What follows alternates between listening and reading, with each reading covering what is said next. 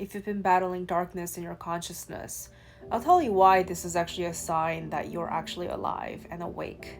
I'll also remind you why you must go on, no matter how alone you might feel right now, no matter how much darkness that you might be swimming through right now. And perhaps you needed this reminder because everyone around you and all of your surroundings remind you that you are actually crazy.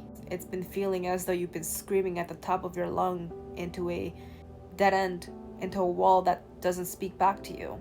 Perhaps you've gotten progressively angry and repulsed at the people who seem to just go on with their life in silence and ignorance, and you genuinely can't understand how people can be so tone deaf and blind. The reason why you're able to experience separation and witness the rejoice of the other side, or rather the illusion of it. They're experiencing joy and happiness as a result of their ignorance and their blind eye. So the fact that you are experiencing unhappiness because you're not part of that group is because you're able to see a lot more than these people can. Rather, you're able to hold space for a lot more than these people can. Do not vilify yourself for being someone who has the capacity to experience humanity and who has the experience to deliver the magic and love of the divine. It hurts because you care. Those people don't hurt because they don't care. You've tried to convince people to care. You've tried to educate people, but you have evidently witnessed that that is not going to work. Perhaps that has added to your frustration even more. But you need to use this as your opportunity to know that you are different. And what makes you different and what makes you care is what you have to protect, because it's what makes you stand out. The world is covered in ashes of darkness and the temptations of evil, where people are blinded by this illusion that as long as nothing affects them, that life is good, and therefore they will not speak on things. That you see, at this point, these people are not able to realize that is them siding with the evil. The thing about evil is that it's not always overtly abusive or violent. The tricky thing about evil is that it has a way of permeating into your consciousness, especially the subconscious part of your psyche, that it silently and subliminally will numb your ability to care for the humanity.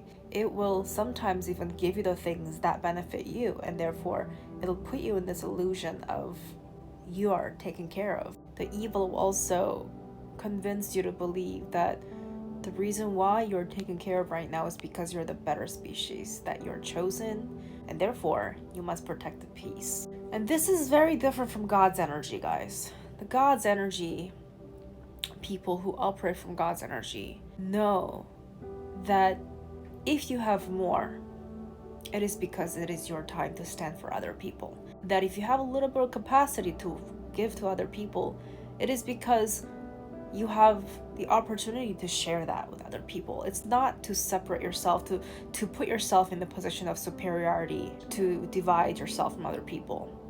And God's people naturally know this. This is not taught. This type of mentality is something you can never learn, because you're either working from God's energy or you don't. The reason why it is very easy to convince people that evil is actually God is because evil often shows up as everything that you are looking for.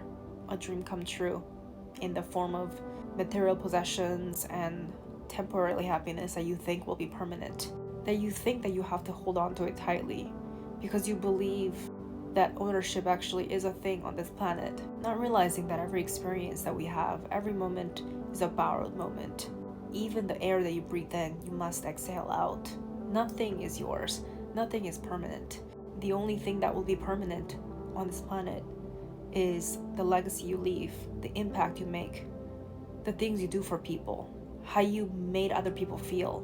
Your actions towards other people is what will leave an impact. That's what lasts. That's what keeps the collective energy going. It's not what you possess. It's not what you have. It's not just about you. But when people are siding with the evil, this is the energy they operate from. They're selfish, they're self-centered, they're self-serving only. I am making this distinction clearly because if you're on God's side, it's going to feel more painful to you, especially during times like this right now. Life feels more painful to you, but it is because you see right from wrong so clearly, and it is hard for you to deny this. It is hard for you to accept this. And you don't have to accept this. But I'm going to tell you this right now. Instead of getting dragged down by this energy, because I need you to understand, this is the lowest vibrations that we're in. This is genuinely a lower realm that we're living in right now on this planet, because it is so predominantly overcasted by the evil forces at this time. Do not forget that this is a temporary phase. I mean, this world as we live in this physical bodies, is temporary. Therefore, do not conclude this as if this is the totality of life, or the total possibility of what your consciousness is able to experience, even in this vessel.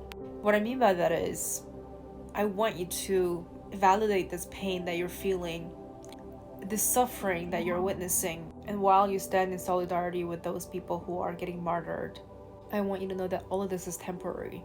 So do not get distracted by this. Do not get distracted into thinking that this is the end. It is not the end.